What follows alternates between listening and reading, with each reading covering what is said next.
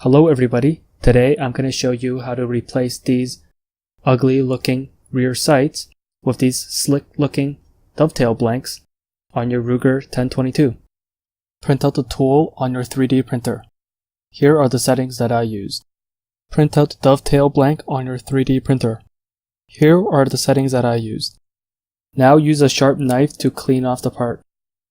When you are done, you should have something that looks like this. Next, take a bolt, a stud, or anything that has a 1/4 inch shank and insert it into the tool. Make sure the tool bottoms out. Now you're ready to use your tool to punch out the sight. What I have here is the barrel clamped down to my workbench on a piece of 2x4. This barrel in particular is the takedown model, but the standard model will work very similarly. Notice I have it clamped very close to a leg on my workbench because I want to minimize the amount of flex as much as possible. Now we're ready to punch out the sight.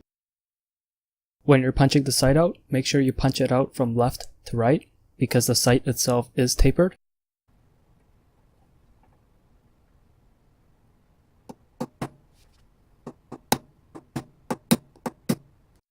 When you got most of the sight punched out like this, you would notice that there's not enough room to punch the sight out using the center section where the rectangle is. So now what you need to do is use this edge right here in this orientation, like that, and punch out the rest of the sight.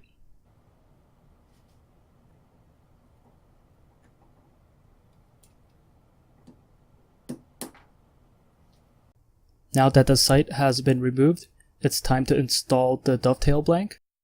Now you'll need to use a sharp knife just to clean off a little bit of the edges for the dovetail blank to fit.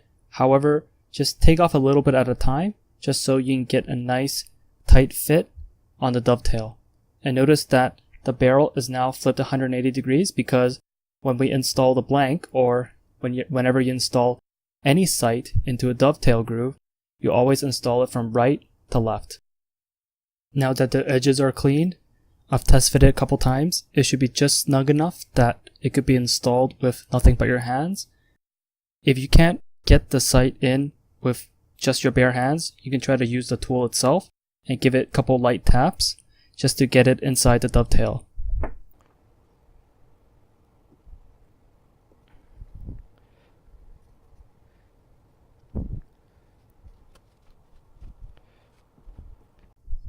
There you go.